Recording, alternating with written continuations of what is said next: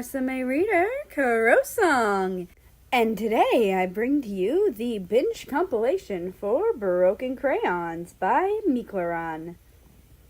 Before we get on to that, there's a warning in Chapter 7 that's about torture and several other things. I would recommend when I hit Chapter 7, aka Sleepover Part 2, you continue at your own risk. I'm going to try and timestamp.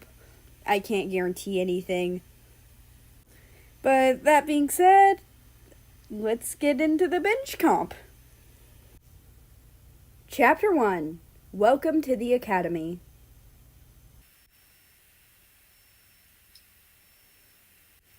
America's point of view. Darkness. Nice. Cool darkness. I knew this wouldn't last long, and just as I was about to wake up, my alarm clock did it for me. I groaned. I hated waking up early. Usually, my father would let me stay a bit longer since I was homeschooled. But this was my first day at school. Well, high school. I could see the sun slowly rising through my window, almost as if it was telling me to get up. And so, I got up. I brushed my teeth, put on the stupid uniform, and went downstairs. My mother, France, cooked us some food. I personally loved my mom's food. It was the best. "Are you ready for your first day, America, dear?" asked my mom. I answered, totally focused on the food I was eating. "Oh, yeah, I sure am," I said, realizing she was talking to me. "Good. I'm sure you'll make friends real quick," she said in confidence, although I could hear the hint of worry in her tone. "I know you're worried, Mom. I promise I'll be all right." I tried to calm her. She smiled and said, "Of course you will be. But, I'm your mother. It's my job to worry." I smiled back. "I know." Time skip. France dropped me and my brother Canada off at the academy. We thanked her and walked in. Canada was already familiar with the building because our parents sent him here last year. I still couldn't understand why they didn't send me with him. It's not like he's older than me. He's actually younger than me. How is that fair? I continued to wonder and think, but my thoughts were soon interrupted by the place I was standing in. "Wow," I murmured in awe. This place was huge. It was awesome, but I think I'll get lost in seconds. Luckily for me, my brother knew the place.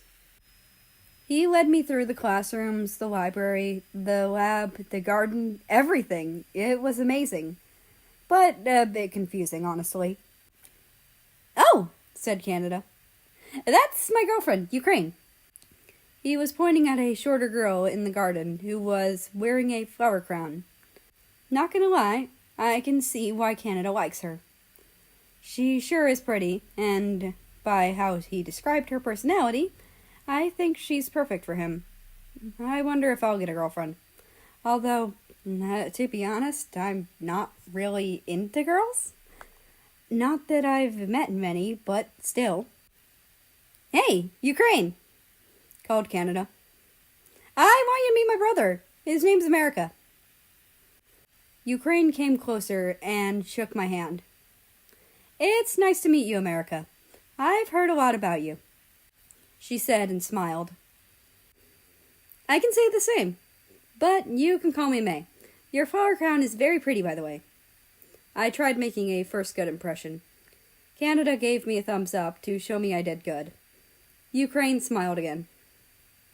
"Why, thank you," she said. "Do you know anyone at the academy yet?" No, not really," I answered.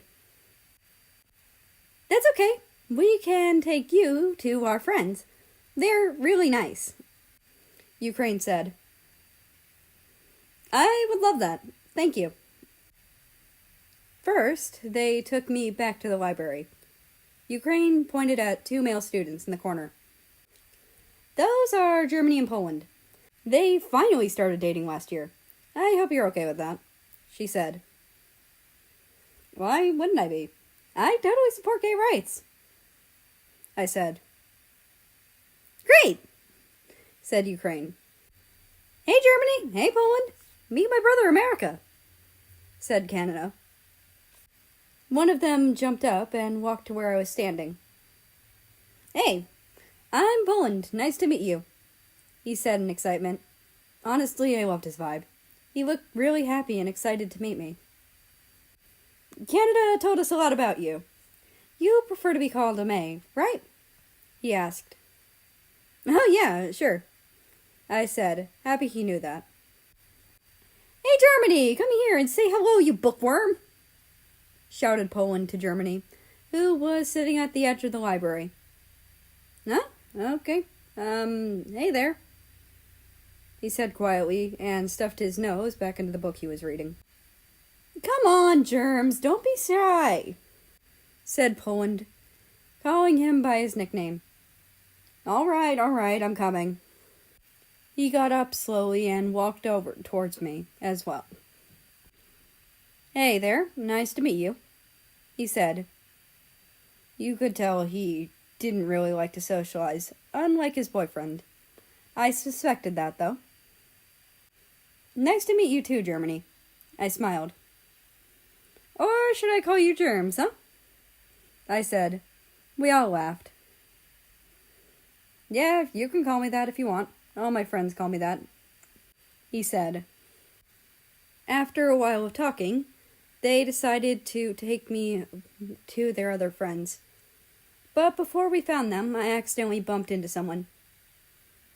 Hey, watch it, said a female student aggressively. Sorry, I said. Yeah, you better be, she growled. Poland glared at her, but stayed silent. Who's that?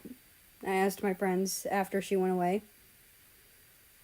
That's Iran. She's not a bully, but she will beat you up real bad if you even talk to her. So stay out of her way, said Canada. Okay, I said, a little scared. Anyway, do you see those two? Ukraine pointed at the tall male student and a female walking together. Those are China and North Korea. They are the school bullies. Good luck getting away from them. Let's walk away from here. Maybe they won't see us, said Poland, and took us away to a different corridor. There they are, he said, and called to two students to come over. Mate, these are Japan and South Korea. They are also our friends, said Canada. I smiled at them and said hello. Turns out they're dating, and they have been since they met in their first year here. After a few minutes of introducing me to all the students and teachers in the academy, I felt more confident about walking in the halls. I could say I have friends now, which was awesome. We were just walking around, and suddenly I noticed a student I didn't recognize. I thought that by now I'd know everyone, but I guess I was wrong.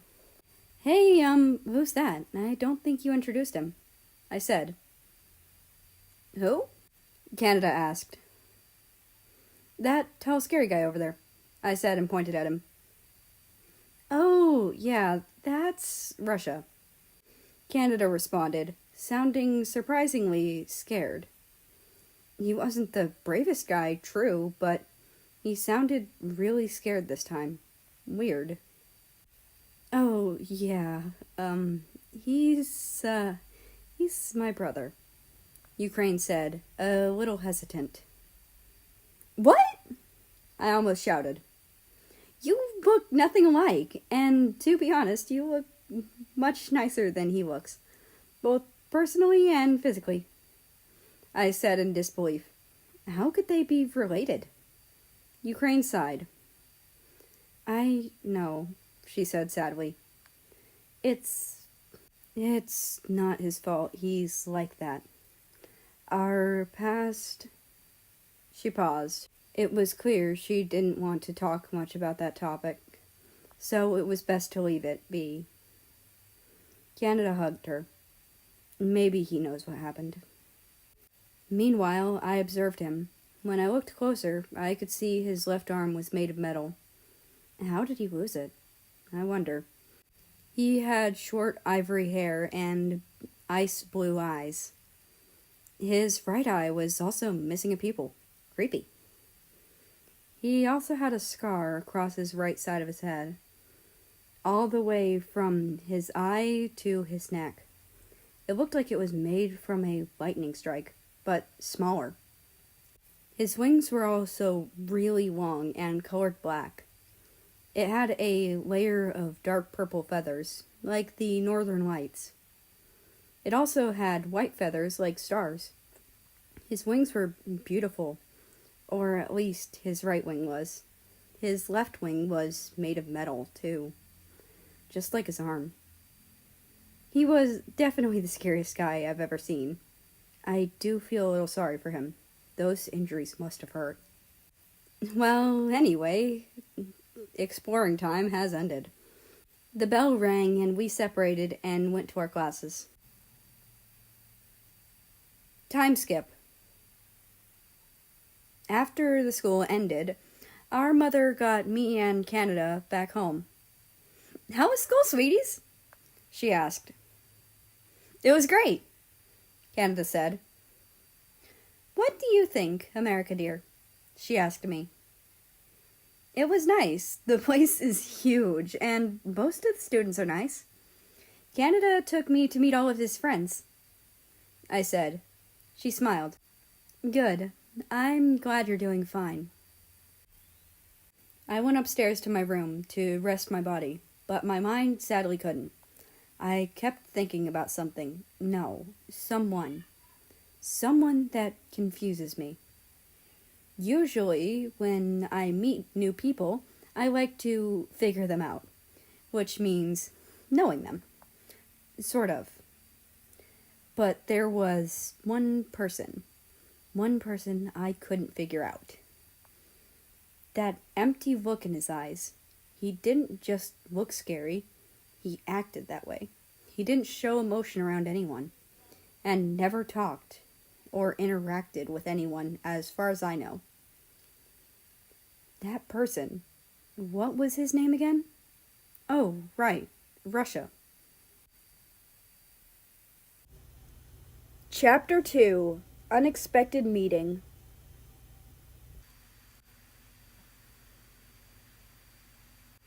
America's point of view. This morning I woke up more easily. I went downstairs to eat breakfast, this time with my two little brothers, Australia and New Zealand. They went to a primary school that started a day later than the academy, so they didn't need to wake up early yesterday. After France dropped us off to the academy, I turned to Canada. "Hey, Nada, can I ask you something?" I said. Oh, sure, what is it?" he said, wondering what I could possibly want to ask him. "Yesterday, Ukraine said something about her and Russia's past. Do you know anything about it?" Canada wasn't expecting that question, I can assume. "Actually, I don't. She never talks about it, and every time it comes up, she looks down and falls silent. I wonder about that too sometimes." He said, "Huh, weird. Maybe I should talk to Russia. Nobody knows what he's like. Maybe he's nice," I said. "I'm not sure that's a good idea, May," Canada said. "Why not? Have you talked to him?" No, I guess I didn't," he stuttered. "I can see why you're scared, but I'll be fine," I said, and he sighed. "I know. Hey, maybe I could look into their past." "I don't think that's a good idea either," Canada murmured. "They must have a good reason for not talking about it." I sighed. "You're right." Time skip to lunchtime. Canada and our friends already went to the cafeteria, but I decided to try and find Russia. And obviously, like last time, I bumped into someone on the way. I mentally slapped myself. Why does this always happen to me? Whoever I just bumped into growled and lifted me up with their hand, only to throw me back on the ground. I groaned in pain and opened my eyes. Oh fuck, it's North Korea and China. North Korea growled again. How dare you! Watch where you're going! I knew apologies wouldn't help this time, so I got up slowly and prepared myself for a fight. Oh, it's a fight you want? I said. Fine! He snorted. Do you really think you could fight me? Ha! He laughed. Oh shit, that wasn't a good idea. He launched himself at me, and before I could think of my next step, he punched me in the gut. And damn, he was right. He is much stronger than I am. I really fucked up, haven't I? Students started gathering around us. Some shouted, "Fight! Fight! Fight!" Some murmured or whispered things I couldn't hear. China laughed, and I silently begged for someone to help me. And luckily for me, someone came. North stood back where he was standing and snorted at me. Suddenly, a hand grabbed his shoulder, and a deep, husky voice said, "Leave him alone." In an emotionless tone. North Korea didn't turn back, but grinned and said, "And who will make me? If you want me to stop fighting him, you'll have to fight me." The voice exhaled deeply.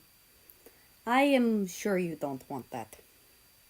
North Korea finally turned around to face his next target. Oh, I sure do. He grinned and his target sighed. Fine, they said. I still couldn't see who it was. I didn't recognize the voice either. North launched his fist towards his opponent, but they caught it midair. The crowd gasped, and for some reason, North Korea showed fear and flinched back. I was finally able to see who it was. My eyes widened in shock. Of all the people who could have helped me, Russia? Why would he help me? I thought he hated everyone.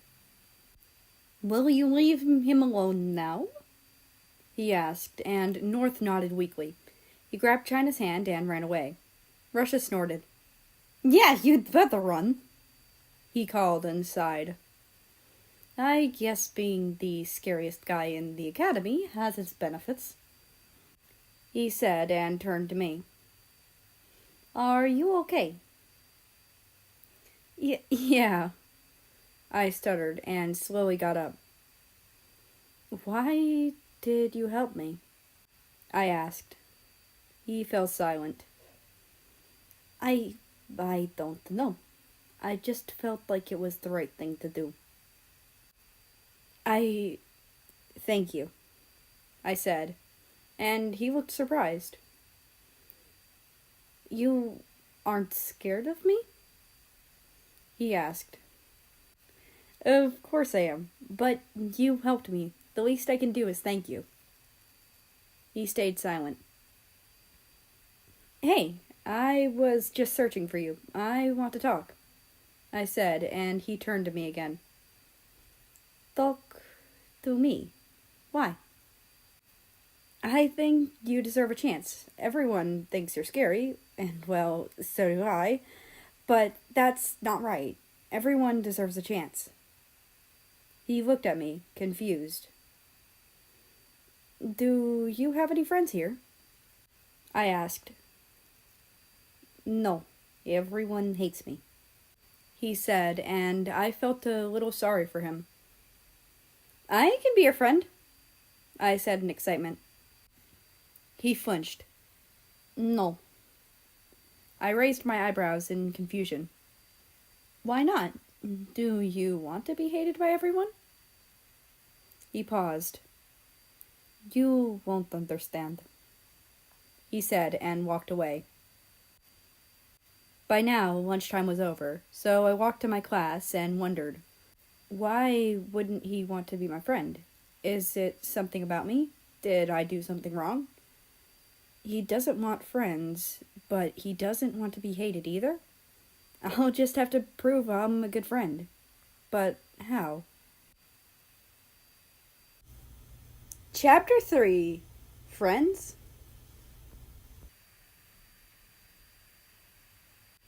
Russia's point of view. What was that? Why did I help him, and why does he want to be my friend? He's probably just going to backstab me and laugh, just like Iran did. Wait, I didn't even ask his name. Not that I care anyway. Luckily for me, before I could overthink it, the bell rang. I went over to my class and sat down at a vacant chair. And just when I sat, I started trembling. No, not now. I was having one of those flashbacks of my trauma again. This happens every once in a while, but I hate it when it's at school. Come on, Russia, just keep a blank face and stop shaking. At the end, I managed to keep an expressionless face. Sadly, I was still shaking, but nobody noticed. Soon enough, the school day was over, and I took the bus to my apartment. It was a small building in the north, close to a forest in the edge of town. I unlocked the door and stepped in. It was a tiny gray apartment. I locked the door behind me and walked up the stairs to my room. I sat down on my bed, and without noticing, I started trembling again. Flashes of younger me, holding a body in my arms, crying. There was blood everywhere. I couldn't help it, and didn't need to. I started crying. Gosh, I hated crying. I feel weak and pathetic, just like I was that day. I could have saved them. I clenched my fists onto the bed sheets. Why was I so weak? I promised I'd protect them. After a few minutes, I stopped shaking. I wiped my tears and slowly got up. Ukraine was right. Maybe I do need friends. But they might backstab me again. Well, my heart can't break when it's already broken, could it? Maybe it's worth a shot. Time skip to the next day. This time, I was the one who wanted to talk. After a few minutes, I found him. I should start by asking his name. Hey, I mumbled from behind him. He flinched and turned around. Oh, hey, Russia, he said. How do you know my name? I asked. I didn't tell him that, did I? Oh, Ukraine told me. By the way, I'm America, he answers with a smile. Oh, I changed my mind, I said, hesitating. What do you mean? He sounded confused. I can't believe I'm saying this. I want to be your friend. Chapter 4. Introduction.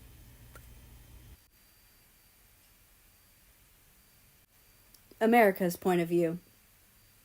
Really? I said, happy as he had changed his mind. Yeah, he says, hesitating. What's wrong? I ask. Nothing, he mumbled. You never had friends, did you? I asked softly. No, he answered. Well, that's exactly why you should be my friend. I smiled. Russia's point of view. Yeah, I said. I don't totally trust you yet, though. He looked a bit offended. But don't take it personally. I don't trust anyone. I added. That didn't seem to help. Hey, you gave me a chance. I give you one. That's fair, right? I said. And he paused. Yeah, I guess it is, he said and smiled again. I'll take you to my friends. Short time skip. America's point of view. There they are, I said and ran towards them. I hope they accept Russia. Hey guys, I said, and they turned to me. Hey bro, said Poland. I quickly explained the whole thing with Russia, and most of them looked shocked. Ukraine looked happy. Oh, finally! I've been telling him to get friends for 3 years. Took him long enough, she said, and I chuckled.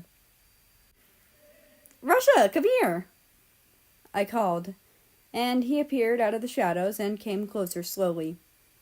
Everyone was still a bit scared of him, but they decided to give him a chance. Say hi, I said, and he waved shyly. Those are South Korea and Japan, I say, and point at them. They said a silent hi, and I moved on. This is Canada, my brother, I said. Russia hummed. Ukraine has told me a lot about you. You better be worth her trust, he said, and glared at him. Okay, I said, and tried to move on before he scares Canada too much. This is Poland, I said, and he waved. And that is Germany, I said, and Russia froze. You're Third Reich's son, aren't you? He said coldly. Germany said. Yes, but that's not how I like to introduce myself. How did you know? He asked, and Russia hesitated. Never mind. Nice to meet all of you, he said, but it was obvious he didn't mean it. Luckily for him, the bell rang, and we separated to our classes. I could tell he's hiding something, but what? Chapter 5, Befriending Enemies.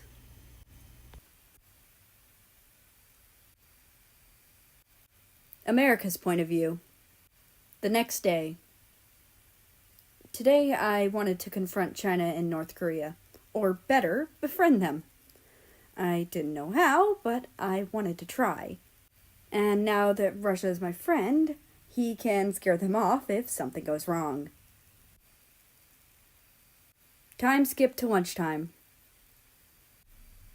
I went and found Russia and told him what I wanted to do. He looked a little confused, but didn't argue. We searched a little and found them bullying a female country. I looked closer and saw it was India. Hey, stop it! I shouted, knowing they won't listen. They stopped kicking her and turned to us. Ah, it's you again, said China. Listen, you gotta stop doing that. Why are you even doing this? I asked them, and China laughed. Because it's fun, she smirked. She's lying, said Russia. How do you know? I asked, confused.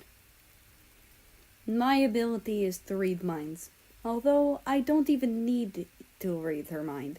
You can see it in her eyes. China gulped, and I grinned. Either you tell him the truth, or I will, Russia said coldly. Never! Why would I tell you? She exclaimed, and Russia sighed. The hard way, then? He asked, and I swear I saw China trembling.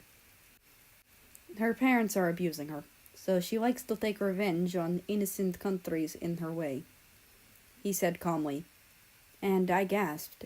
Even North looked surprised. Fine, you're right. I am doing this to feel better about what they did to me, she said, actually sad this time. Russia sighed again. Listen, I know how suffering feels like, and I didn't deal with it the way I was supposed to either.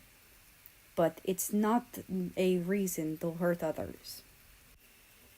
She paused, then looked over to India, who was lying on the floor bleeding. Suddenly, you could see the realization on China's face. She suddenly felt guilty and aware of the things she's done. Silence. "I'm sorry," she said, and every country who could hear her was shocked. Maybe it was the wrong thing to do. I'm sorry." She reached her hand towards India and helped her up. "I shouldn't have done that," she said, and I smiled. "Wait, what about you, North?" I asked, and looked over to him. "He has a soft side too, trust me," said Russia, and I walked over to North and China and reached my hand towards them. Suddenly, I saw that our friends were watching the whole thing. Good, that'll save some explaining. "Friends?" I asked, and China took my hand and nodded. "Friends." Chapter 6. Sleepover.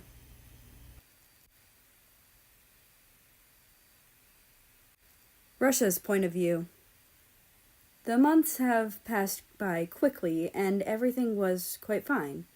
America was nice to me, and befriending China and North Korea was a great decision.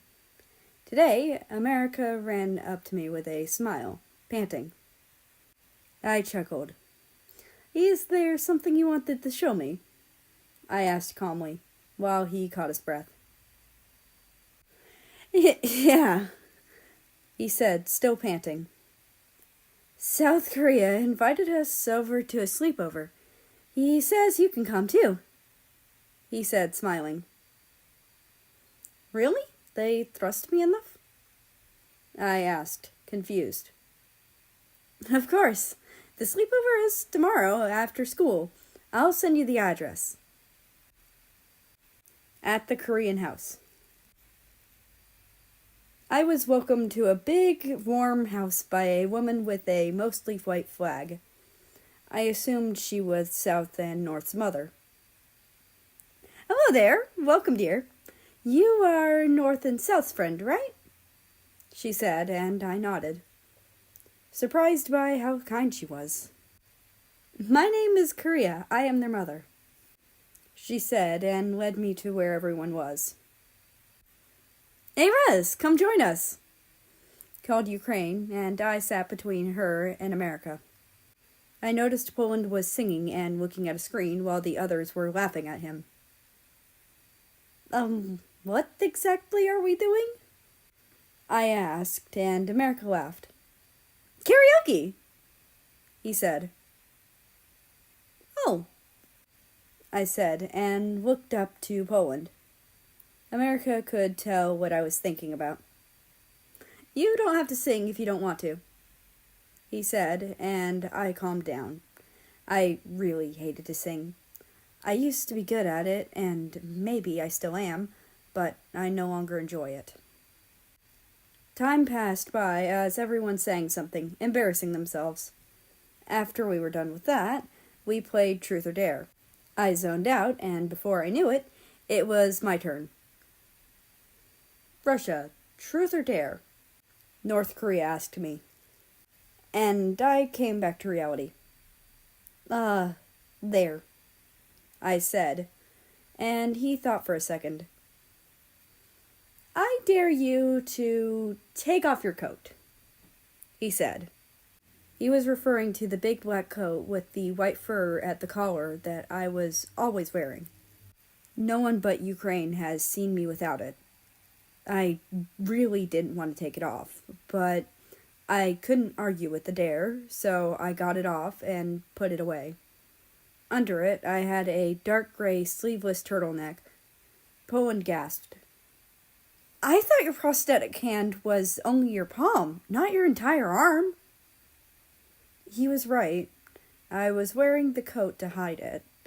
It was all the way from the tip of my fingers to my shoulder. And my other arm wasn't the best either. That scar from my eye to my neck, it reached to my shoulder too. There were more scars scattered around my arm. How did you get all these scars? South Korea asked, a little horrified. That doesn't matter, I said, and they shrugged it off and kept going. I zoned out again until Germany's dare came up. He was dared to call a random number and ask them who they are. Hello? Germany asked. Who is this? Asked a tired voice. It seemed to be an elderly male. My name is Germany. My friends dared me to call a random number. Sorry if I interrupted you. He said politely. The voice sighed. No, you didn't, he said. Who are you, if I may ask? Germany asked. You could call me Russian Empire. I froze. I recognized that name. Hey, Germany. Can I have the phone? I think I know who this is. I asked, and he nodded and handed me the phone. Hello, I said. I'm one of Germany's friends. My name's Russia, I told him. Are you the father of USSR?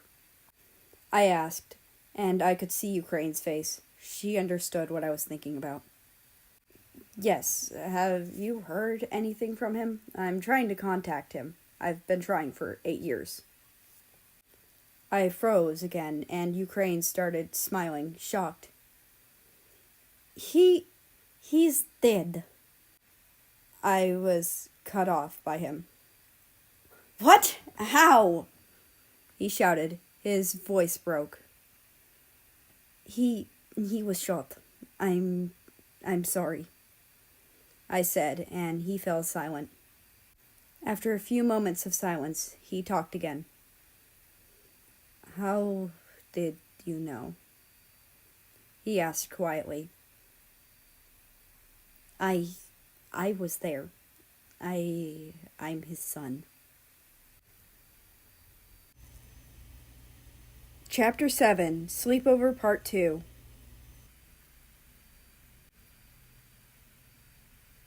Russia's point of view. I could hear the Russian Empire choking. That bastard had children and didn't tell me? Wait, does that mean... He paused. I'm your grandfather?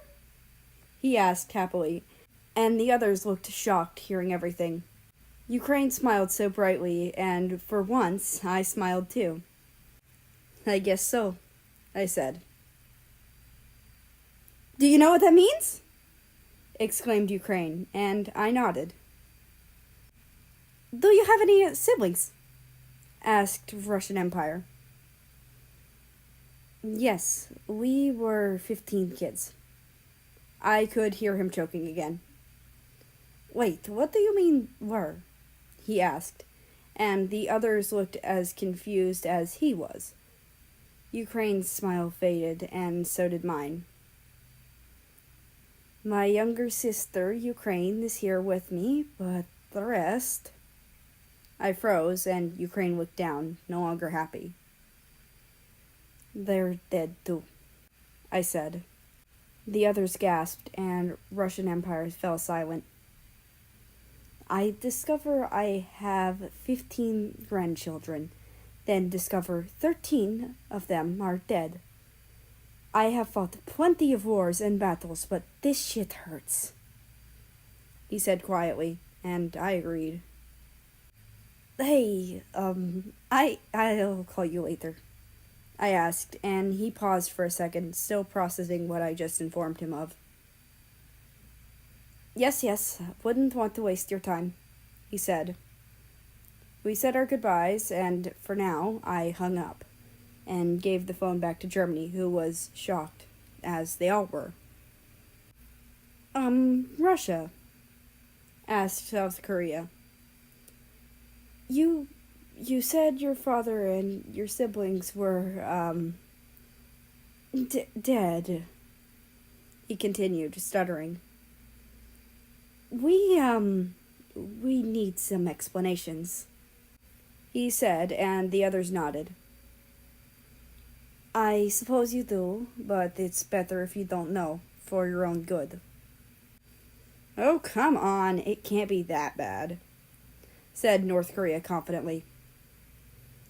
Oh, trust me, it is, I said coldly, and by my tone, he realized I wasn't joking. We still want to know Russia, said America, and I couldn't argue. Fine, but don't say I didn't warn you. I told him the time and place he needed to look for, and he displayed the memory from 8 years ago, when I was 10. Nobody's point of view. The memory revealed a small wooden cabin in a big snowy forest with a lake nearby. The cabin's door opened and 2 young boys stepped out, smiling. The taller one of them held a weapon that seemed to be a hunting rifle. The taller one is me, and the other is my little brother, Kazakhstan, Russia explained in the present. Promise you'll be all right, said a man from inside the house. And that's our father. Of course, they both said and waved goodbye as they walked into the forest. We were on our first hunting mission. Our father always took us hunting since we were too bored to buy food, but it was a little hard because we had younger siblings back at home. However, we managed. After a while of walking, they reached a part deep in the forest enough to have wild animals. The younger boy pointed at his deer. Can we eat that? He asked his brother. I suppose. Here, you kill it, he said, and handed him the rifle. Their father taught them how to shoot with it properly, but Kazakhstan still struggled a bit. Here, I'll help you, said younger Russia, and showed him how to hold it properly. He shot, and the deer fell to the ground. Kazakhstan jumped happily, and Russia congratulated him. They high-fived and laughed. Dad will be so proud of us, said Kazakhstan, and they both smiled. Come on, this thing won't move itself, said Russia, and they carried the corpse back to their cabin, not knowing they were being followed. Risky, Kaz, you're back, exclaimed a young girl. That's Belarus. She's our sister too. Look, we brought a deer, said Kazakhstan in excitement, and their father smiled. I knew I could trust you boys, he said. Oh, but they also brought home something else too, said an unknown voice from the shadows of the forest. A male with a red flag stepped out of the shadows with a smirk. The children hid behind their dad, as his face was somewhere in between anger and shock. Third Reich, what are you doing here? He said, this time clearly angry. Who, me? I'm just here to chat, said the Nazi with a smile as a few other men who seemed to be hunters emerged from the shadows. The Soviet man, their father, walked closer to him, telling his kids to stay back. What do you really want? He asked coldly, not wanting to deal with him. You know I always like a small fight, Soviet, he said, still smiling like they were old friends. Soviet sighed, and without warning, he kicked him to the snowy ground. Oh, but I didn't say what weapons we were going to use, said Third Reich. I don't have any weapons on me, said the Soviet coldly. Maybe you don't, he said, and put his hand to his pocket. But I do, he stated, and got up. Soviet finally realized what he was doing when a gunshot was heard, and he fell to the ground, soaking the snow red. The children who watched everything screamed in horror. Russia ran up to his father's body, sobbing. "No, no, no," he cried, and silently begged for his dad to wake up. "Grab them, all of them," said the Nazi with a victorious grin. The memory slowly faded, and a new one appeared, which seemed to be a few hours later. The younger children hid behind their big brother, who spread his wings to shield them. The Nazi and his allies were laughing at the sight. "Aw, are you protecting your little siblings? How adorable!" They mocked them, and Russia glared at them in response. Now, you know I find it quite annoying to do house chores," said Third Reich. "And I thought," he continued, "I have 15 children here who could do it for me." He smiled. "That's enslavement, and it's illegal," said Russia coldly. "1, I just killed your father. That's illegal too. 2, what the heck did he teach you kids?" said the Third Reich in confusion. "Anyhow, I also found this cool thing in the basement, and I wanted to test it out," he said, and one of his assistants brought a long weapon. The Nazi took it and turned it on. Sparks of electricity started to be created as he looked at it, awestruck. "Don't you think this is beautiful? I bet it hurts a lot too." He grinned, and the children trembled in fear. Some were crying, all except Russia. "I'm not scared of you," he stated confidently. "Oh, but you should be," said Third Reich, and pointed the weapon towards him. "Would you like to be first?" he asked, and Russia glared at him, not showing fear. "I'll take that as a yes." He put the weapon to Russia's neck and pressed it in. Russia screamed by the sudden pain spreading across his face. Kazakhstan took a step forward, trying to help him, but Ukraine stopped him. She knew he would meet the same fate if he did. Soon the torture stopped, and Russia fell to the ground, crying. The men were laughing. "Are you scared now?" asked Third Reich, still laughing. "No," Russia said, no longer crying.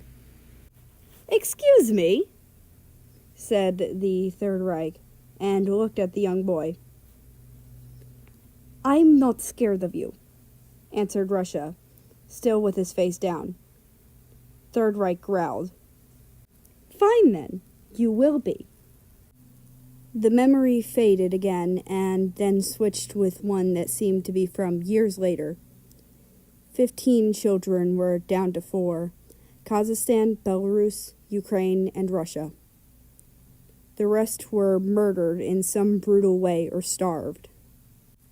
Today was the day most kids wait for in excitement, but Russia forgot all about it. "Happy birthday, Risky!" said the 3 to their older brother, who sat and looked at the window with a view of the winter landscape. He turned to them with an empty look. "It's my birthday? You guys remembered?" he asked, confused. "Of course. Bummer is, we don't have any presents," said Kazakhstan. "Oh, don't worry. I have one," said a voice, and a gunshot was heard. Kazakhstan fell to the ground, bleeding from a wound in his chest. Belarus and Ukraine screamed. "Do you like it?" asked the voice. No surprise, it was Third Reich. Russia ran over to his dying brother, holding him in his arms. Kaz, stay with me," he cried, holding back tears. "Risky, my back, it hurts," Kazakhstan murmured. "Shh, it's okay," Russia shushed him. "Remember what Dad always said?" he asked, and his brother tried to think. He said, "Pain is like a person. If you ignore it long enough, it will go away," he said and smiled weakly. "You'll survive, and people will respect you, we'll be soldiers, like you always said. We'll fight side by side." Russia's voice broke. "You're right," said Kazakhstan quietly. "I can't wait." His voice trailed off, and he fell from Russia's hands to the cold floor, deceased. "You," said Russia to Third Reich coldly, without looking at him. "You're enjoying this, aren't you?" he asked, glaring at him, staring him with a dead look. Third Reich laughed. "Of course I am. Why would I do this if I weren't?" Once again, the memory faded, and another came in, a year later. "Wake up!" shouted one of Third Reich's assistants. The three children, Russia, Belarus, and Ukraine, stood in a line in the hall of the back of the mansion they were tortured in for those 5 years, wondering what they're going to suffer today. "Well, you know your jobs. Go do them," shouted a different man. Ukraine and Belarus rushed to their positions to do their chores, but Russia froze. "No," he said, and the man sighed and called his boss. "What is the problem?" asked the Nazi. "It's that rebellious kid again, sir," said the man. "Oh, I can see. I'll take care of it," said Third Reich, and the man nodded and walked away. "Listen here, you little shit. You better behave, since I have 2 more little victims," he said, and turned to Russia. "You wouldn't there," said Russia. "Oh, I would. Now, go do your job." "Ha! I'd rather have my arm cut off," exclaimed Russia. "All right, then. Cutting someone's arm off has always been my dream ever since I was a child," smiled Third Reich, and he called one of his assistants and whispered something into his ear. After a couple minutes, he came back with a chainsaw. Russia regretted saying that. And soon enough, the floor was covered with his blood, and his arm laid on the ground, no longer attached to his body. Ukraine and Belarus, who were watching, screamed in horror. Russia didn't cry. He didn't scream. He kept his head down, and then looked at Third Reich in the eyes with the most expressionless and dead way. And then he smiled. "Did you enjoy that?" he asked calmly, still smiling. For once, Third Reich was the one horrified. "What?" asked Russia. "Did you think I'd cry, scream, shout for help, try to attack you?" He laughed. "Are you trying to kill me slowly? Bitch, I'm already dead," he continued laughing. "All right, then," said Third Reich, and shot Belarus. Ukraine screamed again. And still, Russia didn't even look over there. He kept smiling and laughing. The Nazi got angry and cut Russia's wing off too, but he still laughed. Suddenly, they heard a knock on the door. "Who is it?" shouted Third Reich to the door. "Knock, knock, it's the police," said a male voice, and dozens of cops burst through the door. Some of the cops ran up to the Third Reich and his assistants to arrest them. Others went around the mansion to make sure nobody and nothing bad was there. "What? You have no right to arrest me." "Then who did this?" said the cop that pointed to knocked out Russia. "You don't have any proof. It's us." "All right, then. Who is it?" asked the cop. Before he could make up a lie, the 2 cops came up running to them. "Sir, we found something quite disturbing," said a female cop. "What is it?" It's the basement. What's in it? All kinds of torture tools and... And what? Bodies, sir. 13. All seem to be children. What? Exclaimed the cop and turned back to Third Reich, glaring at him. You two! He called the two cops and told them to take Nazi back to their police car. And the rest of you, do the same. After all the hunters were arrested, he turned to Russia and Ukraine, who was holding him. What happened here? He asked them, and Ukraine explained. The cop's face turned horrified, and more so with every sentence.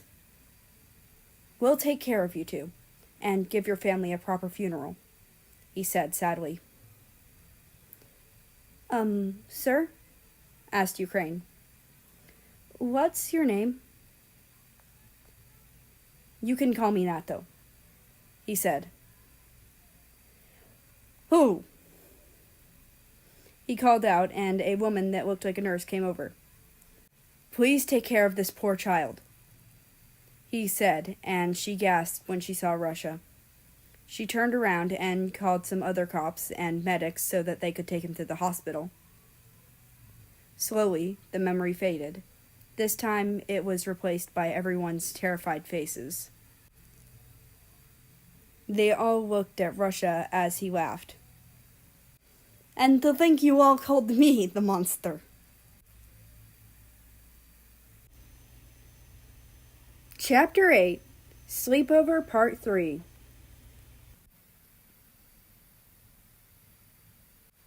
Nobody's point of view. Russia laughed. Everyone stared at him in horror. And to think you all called me the monster, he said, still laughing. He slowly stopped laughing and glared into their eyes. Everyone always says or thinks about how ugly my scars are, but no one ever wonders how I even got them. Now you all know. Am I still a scary freak to you? He asked with all the seriousness he could muster. You could hear the pain in his voice. Everyone froze in shock, not believing those few things they once thought could hurt so much. Yeah, those things you thought about me, they fucking hurt, you know, he said again. This time, the pain was clear in his voice. No one said a word. They were all too shocked and terrified. A few minutes were spent in silence before Germany broke it. So that's why you glared at me when you said I'm Third Reich's son, he said. I knew he has done horrible things, but I never imagined anything like that. I'm sorry about the things I might have thought or said about you, he said, and Russia looked surprised. I didn't expect you to apologize. I'm sorry too, said Poland, and slowly everyone apologized as well, making Russia feel a little better. You should have told us earlier, Russia. Hiding your feelings like that isn't the right thing to do, said America, and Russia sighed. I know, but I didn't think anyone would believe me. After a while of talking about it, it began to become late. Korea came in and told them they should go to sleep, and they agreed. They were all afraid that it would be nothing but nightmares. Oh, sorry, we're missing one blanket, South Korea said. It's okay. I can sleep without one. After all, I did for 5 years, Russia said, and Korea gave blankets to all of the others. Time skip. America's point of view. The room was dark. I didn't know what hour it was, and I couldn't sleep. I kept thinking about all what Russia has been through, and everyone silently bullied him. He was suffering so much, and nobody knew. After a few minutes, I could see someone moving. It was dark, but I've been awake for so much time that I could see in the dark well enough to recognize who it was. It was Korea, South Korea and North Korea's mother. She probably couldn't sleep either. I could see her sitting down at the table, and I decided to talk to her. I got up and slowly approached her, trying not to wake anyone else up. "What are you doing awake, dear?" she asked quietly. "I couldn't sleep. Can we talk a bit?" I asked, also talking as quietly as I could. "Of course. What's troubling you? You can tell me. I'm a therapist, after all." "Really?" I asked. "Sure. You can tell me whatever you need." I sat down in front of her and sighed. "I just want to help Russia. Be his friend, but I don't think he trusts me, and I can't blame him. I wouldn't trust me either if I were him." "But you're not him, so find a way to prove you're worth trusting." "How?" "I don't know. How can I know you're worth trusting? How could anyone? It's you that has to know. Do you trust yourself?" "Of course I do. What is that supposed to mean?" "And why do you trust yourself?" "Because you are yourself. Because you know yourself. You just need him to know you. He'll trust you in the end. Just give him some time." I sighed. "Yeah, you're probably right." We talked for some time until I could hear someone get up. I turned and saw Russia. Poor guy, probably had a nightmare. "May?" he muttered. "And Korea, why are you two awake?" he said and walked towards us. "We couldn't sleep. I assume you had a nightmare," I said. "Yeah," he murmured. "I need some air," he said, and Korea pointed at the door. "We have a big garden. You can go there," she said, and Russia thanked her. He walked to that direction, almost tripping over from tiredness and using the walls for support. He exited the room and closed the door behind him. "Maybe I should go talk to him," I said. "I'm not sure he'll want to talk, but it's worth a shot," said Korea. And I got up and walked towards the door as well. The view was absolutely stunning. The garden was filled with trees and flowers, and I was pretty sure I saw a small ornamental pond with koi fish. I walked around for a bit and appreciated the beauty of this place. Suddenly, I saw Russia, so I went closer to him. I noticed something weird. He was crying. I gasped quietly. I never saw him cry. Well, except in memories, but that doesn't count. He probably heard me as he flinched and turned to me, trying to hide his tears. "Hey, it's okay," I told him, and he wiped his tears and turned away. I sat next to him. "Hey, look at me," I said. He didn't turn back. "I assume you don't want to be seen crying, and I understand, but it's totally a normal thing." I tried to comfort him. It didn't work. "You know, there's a quote I like. It says, 'Crying isn't a sign of weakness. It's a sign you've been strong for too long.' And I think it's exactly what you're experiencing. You hid your feelings for too long." He stayed silent. "I know," he said, his voice breaking. I noticed he was trembling, so I put my hand on his shoulder. He flinched from the sudden touch. "Oh, sorry, I forgot." I apologized, and he stayed with his back to me. I sighed. "Just leave me alone, okay? I appreciate what they're trying to do, but I'd rather be alone," he said, and I got up. "Okay, whatever you want," I said, and walked back to the house. Russia's point of view. "Are you stupid? What are you doing? He was trying to help me, and I just pushed him away. That's why I don't have friends. Who knows if he'll still want to be my friend?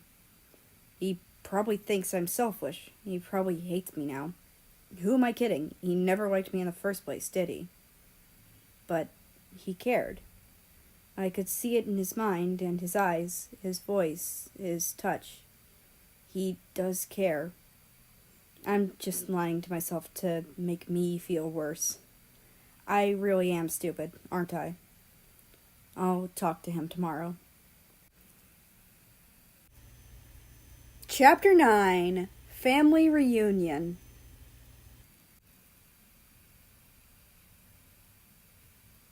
Next day, nobody's point of view. Everybody slowly woke up and left in the morning. America turned to Russia as they exited the house. "Hey, Russia?" he asked. "Yes?" "Ukraine and Canada are going on a mall trip, and I'll probably join them. I was wondering if you'd like to join as well," he said, expecting a negative response. "Sure," answered Russia. "Great!" America exclaimed. Time skip. They walked around the huge mall until America noticed that Russia was a bit overwhelmed, so he suggested to grab something to eat and go to the park. Russia seemed to like that idea. They walked over to a nearby McDonald's and America ordered some ice cream. "Do you want anything?" he asked Russia. "No, thank you," he said politely. "All right then," America said, and they walked together to a park and sat down on the grass. "Wait a second," America said. "I didn't see you eat anything yesterday or this morning. If I think about it, I haven't seen you eat at lunchtime, at school. Do you only eat when you're at your house, or what? Aren't you hungry?" he asked, and Russia hesitated. I He stuttered uncomfortably. "You look really skinny, too. How much do you eat?" America asked worriedly. Russia looked away. "Russia, look at me. I'm serious," he said, a bit coldly. Not much," muttered Russia. "How much is that?" America asked, with a even colder tone. Russia sighed. "I make myself a salad or a small sandwich once a day. Nothing much more than that." America spit out some of his ice cream. "Bro, what? That's not okay!" he exclaimed, and Russia sighed. "Hey, it's not like I can really eat much more than that. I've been living on starvation my entire life," he protested. "I don't care. It's not healthy. You need to eat at least 3 meals a day, even if they're small," America remarked. Just leave it alone, okay?" said Russia. America swore he could hear his voice break a little. "Please," he said softly.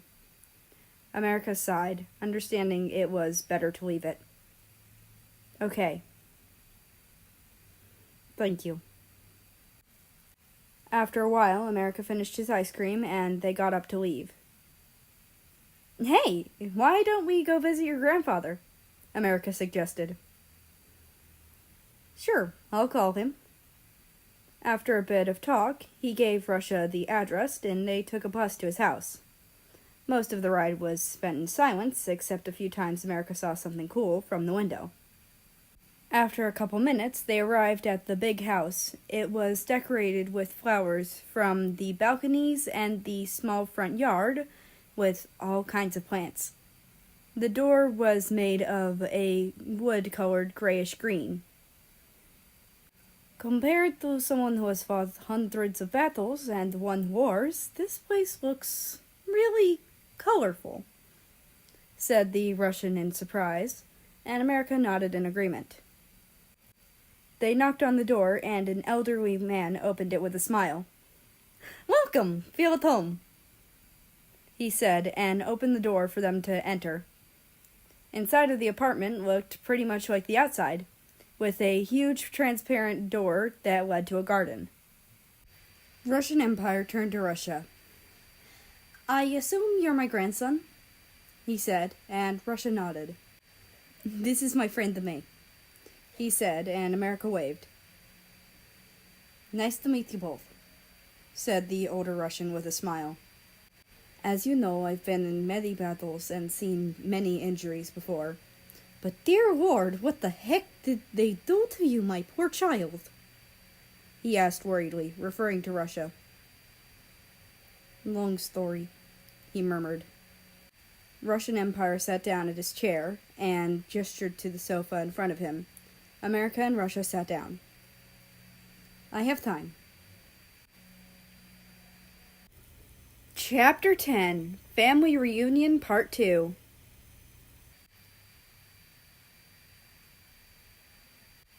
Nobody's point of view. After some chat with Russian Empire, the two decided to go on their way, so they said their goodbyes and went to take a bus. After a few minutes of a silent ride, Russia got up. This is my stop. See you, he said, and stood beside the door, waiting for the bus to stop. You live here? America asked.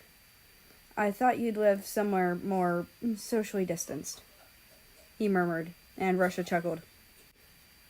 Oh no, I don't live here. I just thought if there was this whole family reunion thing, I'd go visit the cemetery.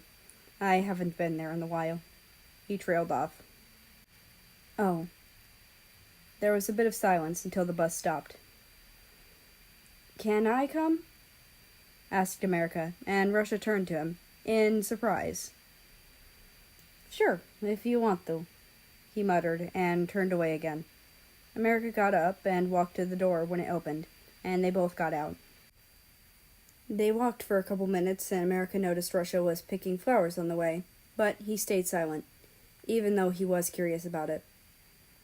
When they arrived, Russia kept walking, searching for his relatives' graves. After he found them, he sat down, and America sat beside him. America looked over to his friend, who was fiddling with the flowers in his hands. Russia turned to him, noticing his confusion. My family used to like wildflowers. Even though these aren't actually wild, it's better than buying ones, he explained, and America nodded. Usually, my father would go hunting for us and leave me and my siblings alone. Since I was the oldest, I would take care of them while he was gone. I used to make them flower crowns to distract them, he continued, and America realized he was making a flower crown. Russia looked up to the gravestone he was sitting in front of and smiled. She loved them the most. She used to hug me and tell me how much she loved me every time I made her one. He chuckled, and America looked over to the name on the gravestone. Moldova, 2010 to 2017. Wow, America thought. She died when she was 7. That's so sad. Russia looked up again and placed the crown on the cold stone. I remember the warmth of her embrace when she hugged me. It was so nice. He fell silent. I also remember the last time she hugged me. Her hands were no longer warm, and she was screaming. He muttered, and America looked at him in horror. Anyway, did you come to visit anyone as well? Russia asked, changing the subject. Nope, America answered, still in shock. Let's go then, he said, and they got up. Russia let America walk first, as he stayed behind for a second, standing in front of his father's grave. Polka, Papa, he whispered, and joined his friend. Time skip. Russia's point of view. As arrived at my neighborhood, I decided to take a walk in the woods nearby. It was quiet, just as I liked it. The only sounds were the branches dangling in the soft wind and my footsteps on the leaves. I loved walking in this forest. It was so calming. Time flew by, and I decided to go home. I turned around and started walking back to the city. As I walked between the trees, I noticed something strange. It was a regular bush, but it was on fire. I tried to put it out before it burns the whole forest down, but my attempts failed. I started to panic as the fire spread to the grass and the trees as well. At this point, there was nothing I could do, so I started running. I managed to get away from a couple of burning trees, but it wasn't getting any better. I couldn't find a way out. I started coughing and I almost fell over. Come on, Russia, you can do it, I thought to myself. I finally found a way out, but I could see a big tree falling over. I knew if I let it fall, I would get trapped and burn as well. Running under it was my only option. I stumbled a bit, then started running. Well, I'll probably die, but I don't have a better option, I thought. Here goes nothing. Chapter 11. Confession.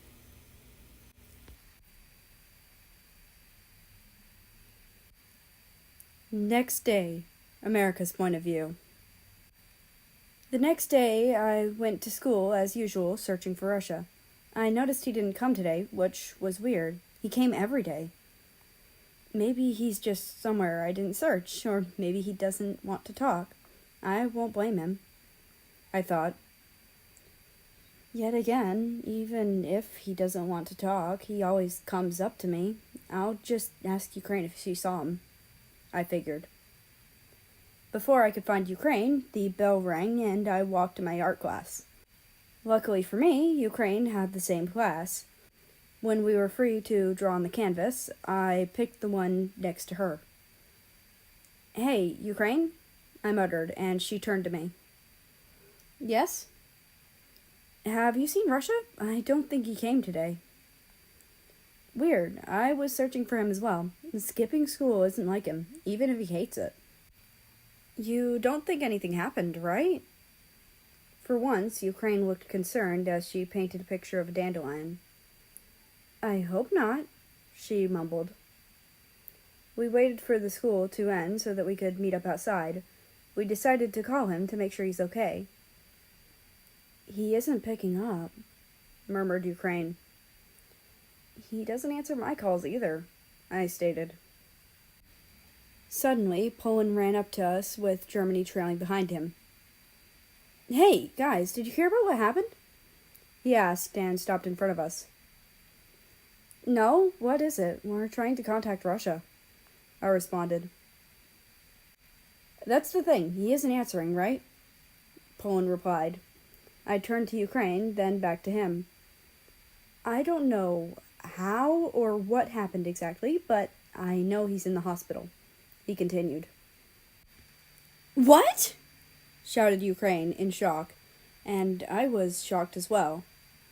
What happened? I hope he's okay, I thought. Why is he in the hospital, for God's sake? And why weren't we informed earlier? Continued Ukraine. I don't know, Poland shrugged. And we asked which hospital he's in. After he told us, we took a bus there. Time skip, no one's point of view. The cold hospital air conditioning washed over the two as they walked into the building. After a bit of talk with the staff and doctors, they were able to see Russia. They were told there was a huge wildfire in the forest he was in, and that a tree fell on him. He broke his rib and had a concussion, but he should be awake now, said a doctor. Ukraine went in first and talked to him for a couple minutes, but America couldn't hear what they were saying. After a few minutes, Ukraine came out. He can talk, but not move much, she informed the other, and he nodded. He walked in and sat down at the chair next to the patient bed. Lame? Murmured Russia weakly. Russ, what happened? America asked. There was a fire, and then I think I had to escape.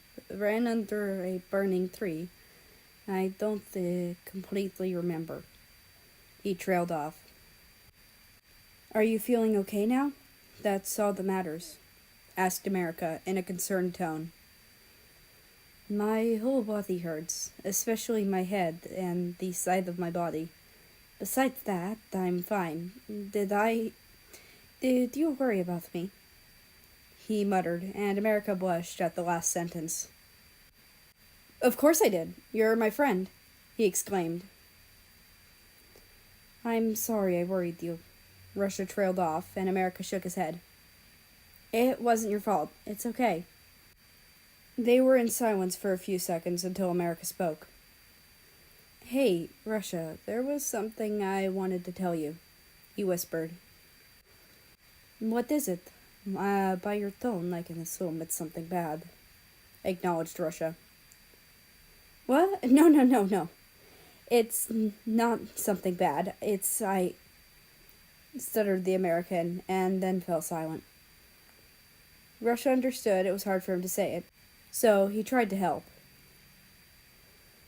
Hey, but the bitch didn't hesitate for a second when he cut off my arm. You don't need to hesitate for years to tell me a few words, right? Oh, and don't worry. I won't read your mind. He smiled, and America chuckled. All right, I'll say it. He took a deep breath and gathered his courage to say those simple 3 words. I love you. Russia fell silent, and America clenched his fist. You don't feel the same, do you? He asked, doing his best to hold back tears. No, I just... Russia stuttered, then sighed. I just thought I'd never hear someone say that, he murmured sadly, then took the American's hand and looked at him with a smile. But that doesn't mean I don't feel the same, he said, and for once smiled brightly, and America was in shock. After a few seconds of processing what he heard, he smiled as well. I can't really kiss you, can I? He teased. Russia chuckled, then squinted his eye in pain and gripped the side of his body with his arm. No, I guess you can't, he said with a smile, and the other boy laughed. You know, when that 3 hit me, I swear I could see them, Russia murmured. Who? My family. They were calling for me to join them in heaven, but I knew I shouldn't. I wasn't sure why, but now I know. He continued. Why would I need heaven up there when I can have heaven down here? Chapter 12. New Family.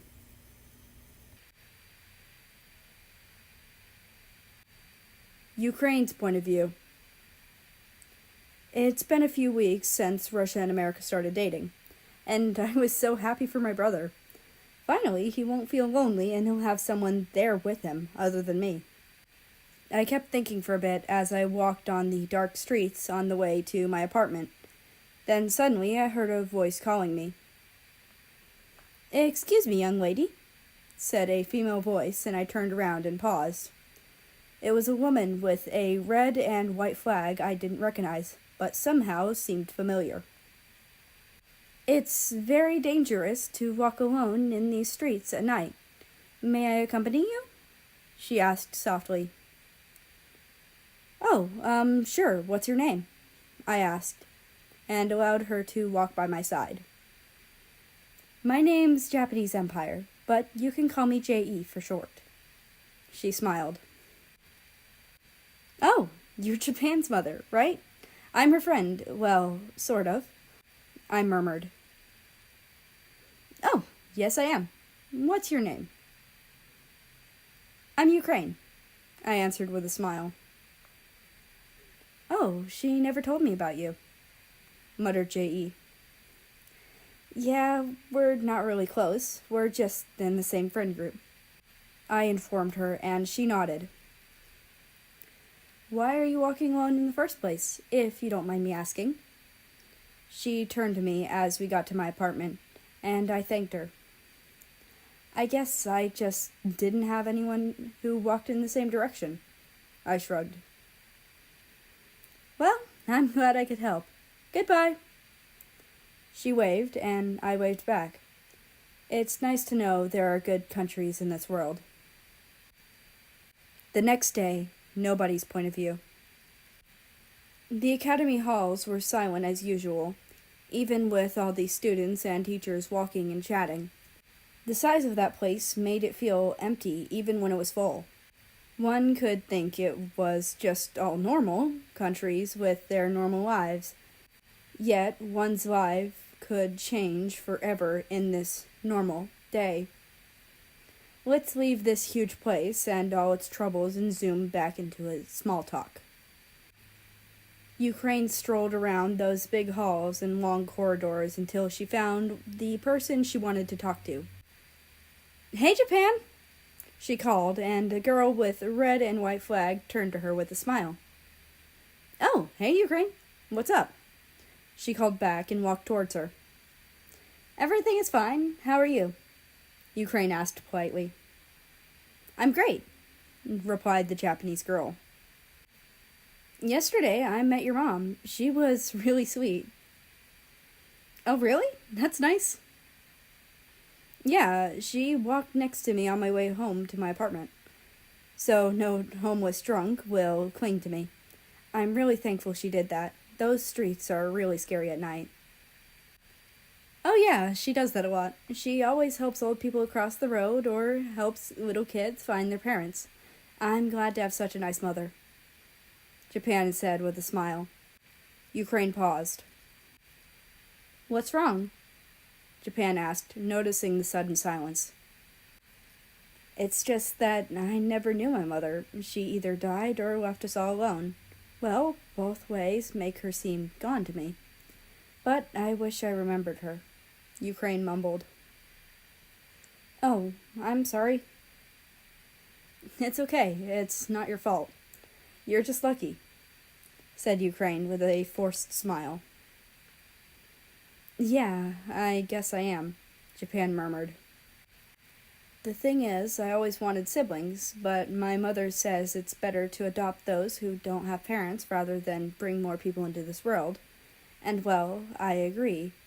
Problem is, I kind of wanted to have siblings my age, and we can't seem to find ones." Suddenly, Japan gasped and looked into Ukraine's eyes. "Are you thinking what I'm thinking?" she asked, and slowly smiled. It took Ukraine a moment to realize what she was talking about, but when she realized, she started smiling as well. "We could adopt you in Russia." "That would be amazing!" exclaimed Ukraine. "Do you think Russia will agree, though?" asked Japan. "It will take him a while to get used to the concept, but I'm sure he'll agree." "I'll go ask him after class, and you ask your mother." Japan nodded, and they separated to their classes. Russia's point of view. After class, Ukraine ran up to me with a smile I haven't ever seen since I told her America and I were dating, which made me slightly chuckle. "You won't believe what happened," she exclaimed, and I chuckled again. "What happened?" Some explanations later. "Really? Japan's okay with that?" I asked in disbelief. "Why wouldn't she be?" Ukraine asked, confused. "You know, she was scared of me at first."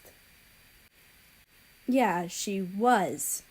She doesn't see you like that ever since the sleepover. No one does." I hummed to myself. The last sentence, it's not so true.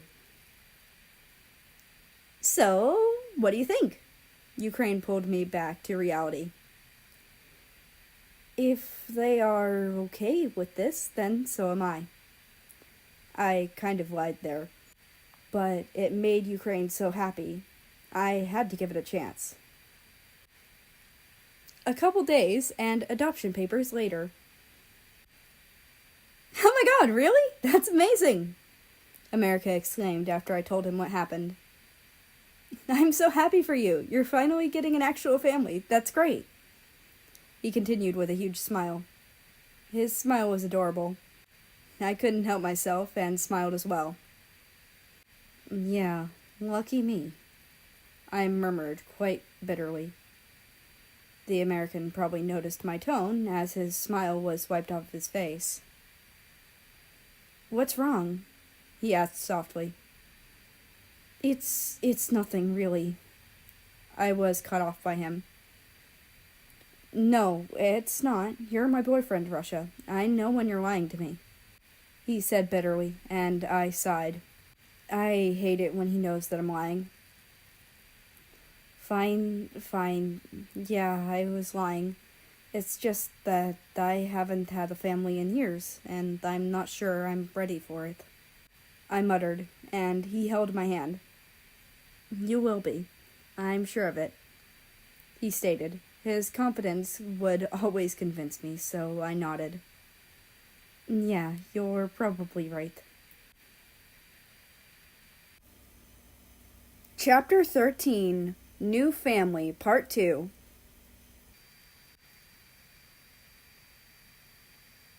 Japan's point of view. Today, Russia and Ukraine are moving to me and my mother's house, and I'm so freaking excited. I'm a bit worried, though. After all, we have completely different cultures, and I'm not sure if they will like all of our traditions. I hope they'll be okay with it. We can also do their traditions. That could be cool. Today, we all met up in a park after Russia and Ukraine packed their stuff. My mother picked us up and drove us to our house. The ride was mostly silent and kind of awkward, but it ended soon enough. We reached the house and walked out of the car, and I could hear Ukraine gasp in awe. "That tree is so pretty. What's it called?" she asked, and I chuckled at her expression. "It's a sakura tree. It's very common in our country," I replied, and observed the pink-leaved tree well. My mother planted it when I was born, making it my age. I always loved to climb its branches, draw right under it. It sparked some good memories in me every day. We walked into the house and took off our shoes. "Nihon, please take your new siblings to their rooms and show them around the house while I make us some food, all right?" requested my mother. The Japanese translates to Japan. "Wakata, Oka-san," I said, and showed Russia and Ukraine where they will be sleeping. The Japanese translates to, "Okay, Mom." I showed them around the house for a bit until we reached their new room. They looked at me in confusion when they saw their room. "Oh, right, your beds aren't on the floor. Sorry about that," I muttered.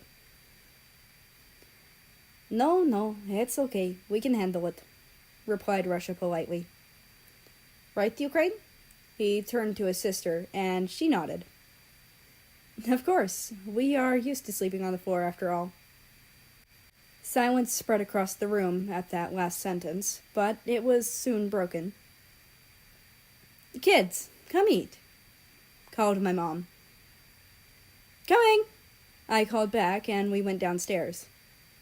She made hosomaki, my favorite. One of the most popular makazushi varieties are all in the thin hosomaki rolls. They consist of traditional roasted nori sheets that are layered with vinegar rice filled with just one ingredient, then shaped into thin rolls. Even though they appear in numerous versions, the most famous are the tekamaki tuna rolls and the refreshing kappamaki cucumber rolls. "I hope you two will like this. It is not the kind of food you are used to," murmured our mother. "It's okay. We can try it," said Ukraine politely, and Russia nodded.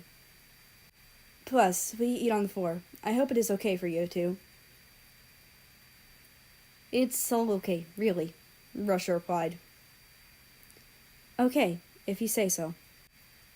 We sat and ate in silence for a while. After we were done, we put the dishes in the sink and went to the living room. "Well, how was it?" I asked, hoping they enjoyed the meal. "It was great!" exclaimed Ukraine, and I smiled. "It was nice. I'm going to need to get used to this type of food, though," murmured Russia after I turned to him. "We can try and make some of your traditional dishes, too, sometimes," I said, trying to cheer him up. That would be nice, thank you, Russia said with a soft smile. I can't believe I was once so scared of him. He's so nice. Maybe I should apologize again. Time skip. Russia's point of view. We talked for a while, and before I knew it, evening came. Japanese Empire said we have some leftovers for lunch we could eat, but I tried to refuse as politely as I could. I'm not really hungry. I think I'll head to sleep a bit early if that is okay. I mumbled, and Japanese Empire looked confused for a second, before she snapped back to reality. Oh, of course, that's okay. Are you sure you're not hungry, though? She asked. Yeah, I'm still full from lunch, I said. Did I lie? I'm not even sure at this point. It wasn't natural for me to eat more than a meal a day anyway. When I lived with my father, we would only have something small to eat every once in a while, and since we were 16 people, we needed to save as much as we could. And then we were tortured. Well, you could guess they fed us nothing but leftovers every 2 weeks or so. My brother Uzbekistan and my sister Estonia eventually starved to death. I fell silent at the terrible memory. Well, not that I wasn't silent before that. Never mind that. I'll just go to sleep. I went to brush my teeth, and then to me and Ukraine's new room. I sat down on the bed with my head down. I covered my face with my hands and whispered to myself, I'm not ready for this, not yet. I never thought I would get a new family. It didn't seem to help me much, and I couldn't help but remember my old family. They would never replace them. It will never help. It will never heal. It will never fill the hole in my heart. I kept whispering to myself. It only makes it worse. Every little chat, every soft laugh. It will never be the same. I missed them so much. I felt a warm liquid rolling down my cheeks. My God, was I crying? God fucking damn it. After a couple of minutes, Ukraine came into the room, and I immediately wiped my tears away. Unfortunately for me, she already noticed. Russia, what's wrong? She asked softly, and sat beside me. It's nothing. I'm fine, I muttered. Shut the fuck up and tell me the truth. When someone, especially you, says they're fine, they're absolutely not. And you're fucking crying, she scolded me. I sighed. I miss them, Ukraine. Being in a new family only makes it worse. I mumbled, and she hugged me. I know, Risky. I miss them too. But we have to be strong and open a place for this new family. Give them a chance. She comforted me with a soft tone, and I let go of her and got up. Strong? I've been strong for all these 3 years. I've been hiding my feelings, my past, and all this trauma and anxiety while they called me a monster. I've been strong and said nothing. I never complained. I never told them it hurt me. I never, ever have been anything but the scary guy. And you didn't even help me. I was strong all this time. I can't do this anymore. Gosh, I haven't confessed like that to anyone ever. It felt kind of good, though. Ukraine got up and hugged me again. You should have told me before. I never knew you felt that way, she whispered and hugged me tightly. It's not like you have anything to do about it anyway, I told her, and she let go of me.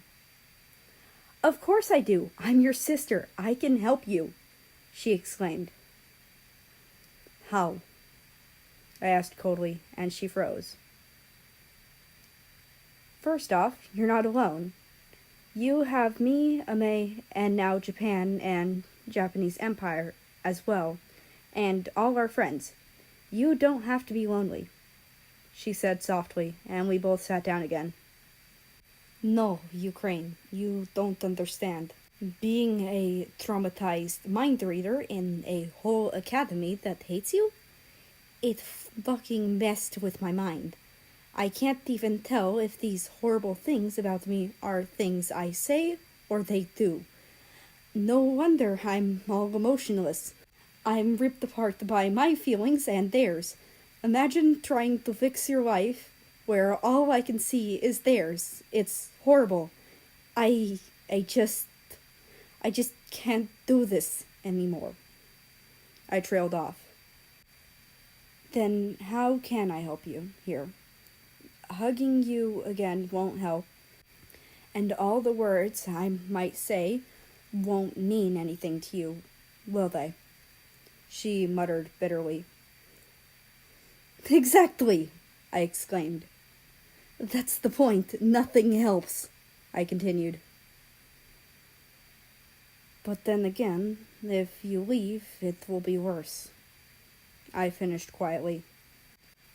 Let's just go to sleep, and maybe you could talk to May tomorrow.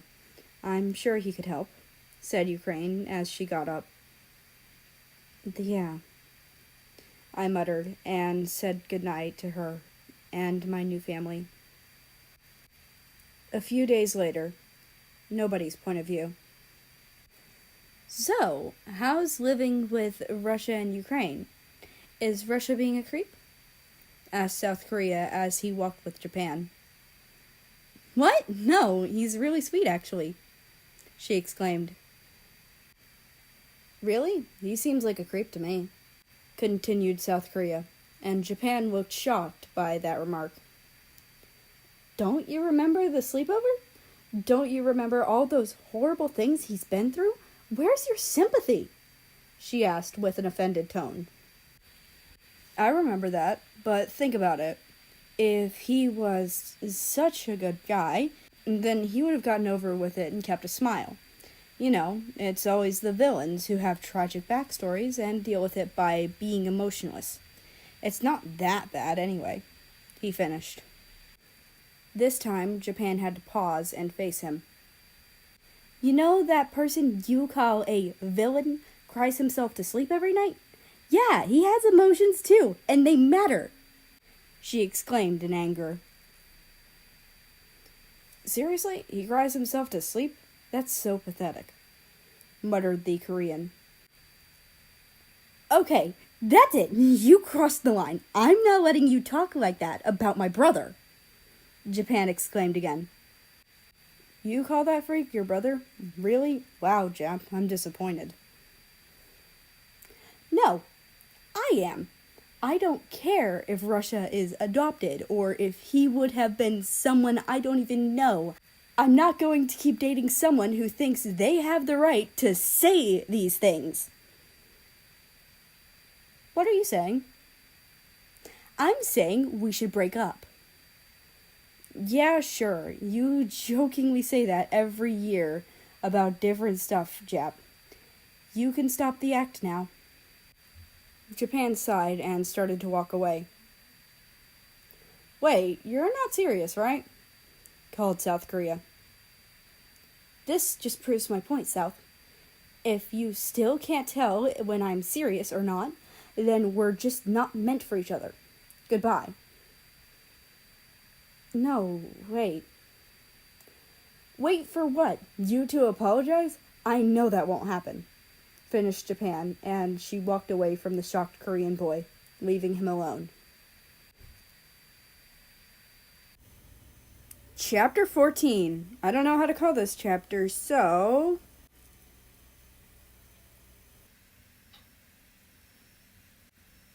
America's point of view. I was so glad that Russia finally got a new family. He deserves it. Weird thing is that it doesn't seem to make him happier. If anything, even more sad than before. I guess that he just isn't used to the concept of a new family, and honestly, I can't blame him. Losing a family, that's awful. Having a new family to replace them is probably hard. Not that I know how it feels. Speaking of family, maybe I could take him to meet my family. We've been dating for a while now, and he hasn't met them yet. After the class ended, I tried to find him and ask if he'd like to come over. After a minute or two, I found him in the garden. I noticed I've been finding him here for a while now. Something in this place seemed to calm him. "Hey, Russ!" I called, and he flinched and turned to me, his expression softening. "Oh, sorry, I sneaked up on you like that. I won't do it again." I apologized, and he exhaled quietly. "It's okay." I sat next to him and noticed he was fiddling with a small flower in his fingers. I used to find this habit weird, but it felt normal at this point. It was some kind of meditation for him, and I could see it helped him. "Hey, I was wondering if you'd want to come over to my house. You haven't met my family," I asked, and he softly nodded. "Sure, I would like that," he murmured. I loved Russia and all, yet he still seemed like a mystery to me. Even if I know that he's not who he looks like, and his trauma and all, I still feel like he's hiding something. He always acted so polite around people who didn't hate him. It felt like nobody really knew him. I decided not to overthink it and try and strike a conversation. "So, how's Japan and her mother? Are they treating you and Ukraine well?" I asked a bit worriedly. "It's okay. They are treating us well and are being very nice to us," he hummed. Something seemed off. It wasn't okay, was it? "Russia, why do I feel like you're lying to me?" I asked softly, trying not to offend him. What? Oh, I'm sorry. I don't know." He stuttered, and I hushed him.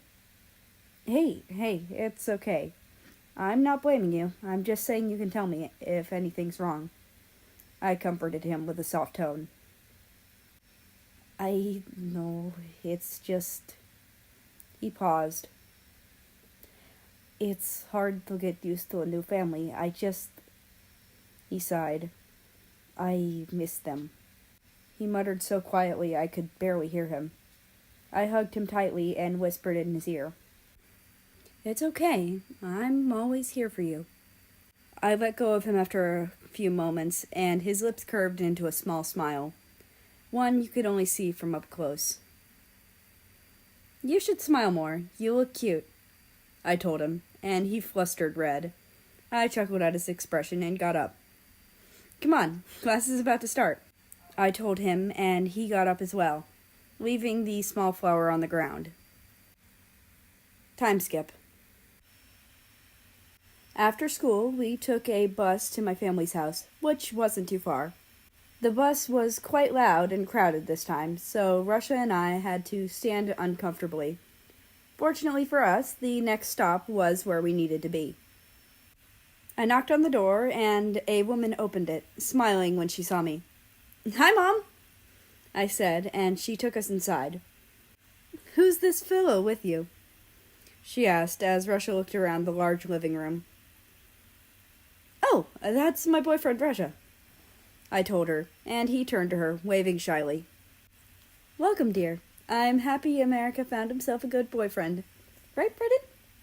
she called to the man who was sitting on the couch with a cup of tea in his hand. He nodded, his head still in the newspaper he was reading. "Indeed." Suddenly, the door to my younger brother's room opened, and he walked out to us.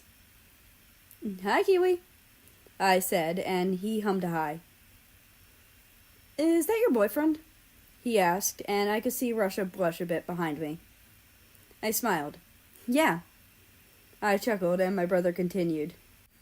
"Did you kiss yet?" he asked, and I almost choked on thin air, and we both flustered scarlet red. New Zealand laughed at our expressions, and I quickly tried to shut him up. "I'm serious!" he exclaimed as I tried to catch him. "No, we haven't. What's your problem?" I called as he ran away from me. "How much time have you been dating?" he asked again, and I gave up on catching him and decided to answer his questions instead. "About a month or so. I stated, and this time he was the one surprised.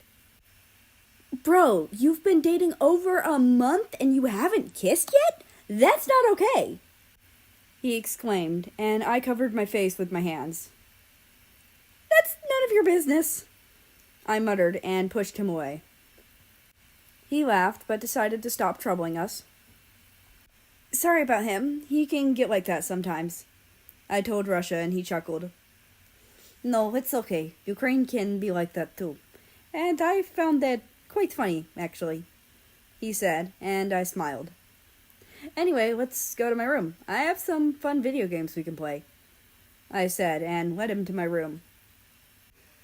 Cool, but you have to teach me how to play. I've never played video games. Sure. I'm betting he'll be great in no time, I exclaimed, and he smiled, seeing my excitement. Time skip. Russia's point of view. After a while, I decided I should go. I bid America and his family farewell and thanked them for their hospitality. I actually wanted to walk to my new house today, knowing that I'm not in a hurry. After a couple minutes, I understood it's going to be a long way, so I took the bus for the rest of the way. I sighed silently and sat down. I'm really happy America is there for me. It makes me feel better. And yet, that thing he said in the school break, I couldn't stop thinking about it. Not when he said I should smile more. Well, that too, but when he said he didn't believe me. Do I really sound like I'm lying? Did that tone become instinct? Does he feel like he doesn't know me? I don't want to seem like a mystery to him. I sighed again and covered my face with my hands. I want him to trust me. I paused. I just want him to love me. I mean, I know he does, and yet... Suddenly, I noticed how tired I was. Not just currently, in general. I was tired of everything. Tired of all the noise all the time, and all these minds, all these lives. Suddenly, I understood. I understood my head hurts like fuck, and how quiet it actually is. I just need to stop listening to their minds. It's driving me insane. I inhaled deeply. Okay, just focus. Focus on the silence. After a couple of minutes, I arrived at my new neighborhood. I honestly didn't get used to this new house and this new family. I knocked at the door and Japan opened it up. Oh, hey Russia, where have you been? She asked, sounding concerned at the last sentence. I went over to America's house. Sorry, I forgot to tell you, I muttered. No, it's okay. Here, come in, she said, and I walked in. She closed the door behind me, and I took off my shoes. J.E. was preparing some food. I could see Ukraine helping her, which made me a bit happier. Oh, hey, Russ, called Ukraine, and J.E. turned to my direction and smiled. Hi, I think I'm gonna go and rest. My head hurts, I said, and started walking towards me and Ukraine's room. All right, we'll call you when the food's ready, called Japan, and I came to tell her I won't be hungry, but I figured it'll be rude, so I decided not to. I sat down at my bed and took a deep breath. I did my best to focus on the silence in the room and avoid the loud minds coming from the kitchen. I'm so tired of everything. I just want a break from life, I thought to myself. I just want to go back to the good old days when I played with Kazakhstan like the world has no sins. The days when I'd make Moldova flower crowns, or when we all had snow fights together, or when my father took me hunting. I miss those days. I miss them. I couldn't stop myself from thinking it, even if I knew I shouldn't. If only I could meet them again. If only I could.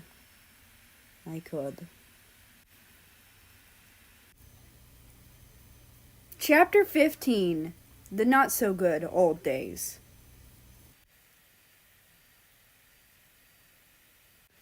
Russia's point of view. Stop it, Russia. People care about you. I internally scolded myself. These kinds of intrusive thoughts have become really common for me lately, and I hated it. I did wish I could see my family again, though. But suicide is the last option. Stupid intrusive thoughts. Russ, food's ready! Called Ukraine, and I got up and exited the room. We sat and ate in silence until Ukraine noticed I looked gloomy. Well, gloomier than usual. What's wrong? She asked me, and I muttered something she couldn't hear. What did you say? I said it's nothing, I repeated in a tone she could hear. I knew she didn't believe me, but she decided to drop it. Time skip. A couple days later, we were going on a trip to some old mansion or whatever. I didn't really like these tours, but I was pretty much forced to go. Ukraine was sick, so she couldn't come, but at least I have America to talk to. The few classes who came were stuffed in a bus all together, and as the ride started, our tour guide introduced themselves.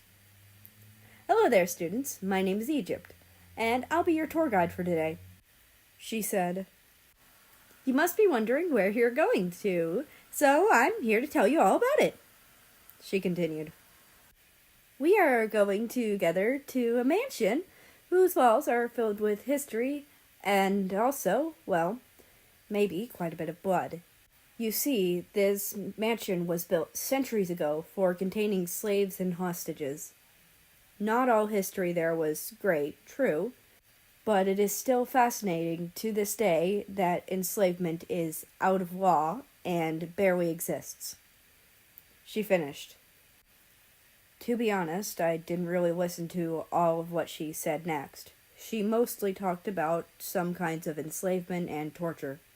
Well, I've been through these things. I'm sure I don't need to listen, so I just zoned out until we arrived at the huge black mansion. This place seems familiar, I muttered quietly so nobody could hear me. We walked a bit as Egypt continued to talk. I somehow felt like I knew this place, but I couldn't figure out this feeling. Suddenly, I stepped inside and it hit me. This is where it all happened. All those 5 years. Nobody's point of view. Russia almost tripped over when he realized. Luckily, America caught him with a worried face. Russia, what happened? He asked, but his questions were muffled in the Russian's ears. As America held him, Russia slowly started trembling and mumbling things the American couldn't understand. Yeah. That translates to no, stop in Russian. Пожалуйста. That's please. Всё будет хорошо. Я защищу тебя. That roughly translates to, it will be okay, I will protect you, in Russian. He kept mumbling in Russian as America tried to help him. After a couple of moments, America noticed he was crying. Russia, talk to me, what happened? He exclaimed worriedly. Eventually, he understood it was something about this place, and asked one of the escorting teachers to take him outside. The teacher looked a bit confused, but nodded after seeing Russia's condition. America rushed outside, leading Russia by his hand. He stopped and sat the crying Russian down at a tree and sat in front of him. Russia, please look at me. What happened? He asked again, but no sound was heard from the other male except sobs. America put his hand on Russia's wrist as he tried to comfort him. Russia flinched and took his hand back and hugged his legs to his chest. Sorry, murmured America with a worried face. Are you okay? He asked, and this time Russia actually answered. Do I fucking look okay? He exclaimed through sobs, then buried his head in his knees. Okay, that was a stupid question, May. Sure he's okay. He's literally crying. The American scolded himself. Please, Russia, tell me what happened so I can help, he said. You can't help. Nothing you do or say will help, exclaimed Russia. Then he froze and looked into the American's eyes. This is where it happened. All of it, he said coldly. America looked confused for a moment. The moment he understood, his eyes widened in shock. No, it can't be, he muttered. No, it can. I think life is having fun torturing me, murmured the Russian. I just want to end this already. I'm so tired, he whispered. Then, even more quietly, he said, maybe suicide is a good idea. Even though it was barely audible, America could hear it, and his mouth opened in shock, not believing his boyfriend would say that. He quickly calmed himself and tried to change Russ's mind.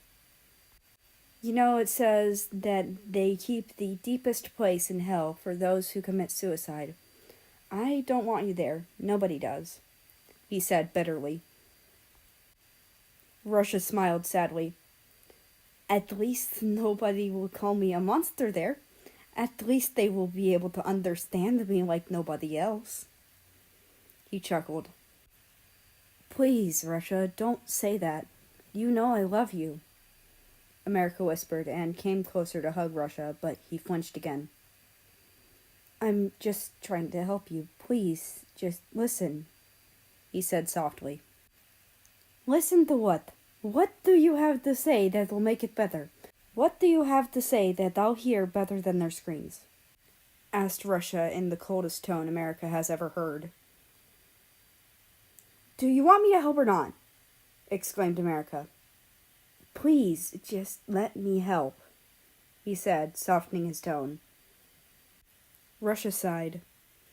How are you going to help? He asked. America leaned in closer to him, and their lips touched in a warm embrace. Russia's eyes widened in shock, and his face flushed with a red tint, but he didn't flinch this time. He took a moment and closed his eyes as well, hugging the other's waist. They were both silent after they parted. Did that help? Asked America with a smile, facing the shocked Russian. Russia's expression softened, and he smiled. The prettiest, sunny smile America had ever seen from him. Yes. The end. And that's the end of this book. I hope you enjoyed it. And if you've listened to me for this long, I think you've probably listened to me for maybe 3 hours. I don't know, 4, something like that. Because I haven't edited yet, so I have no idea. But if you've listened to me for this long, then I suppose I can give you some information on what's up next. Up next, we have Everlasting War, and then after that are some one-shots by Suspicious Glitch. Then Desert Road, and then I've got no idea. But I hope you have a nice rest of your day, night, or whatever it is for you. Just enjoy your time. And I will see you tomorrow.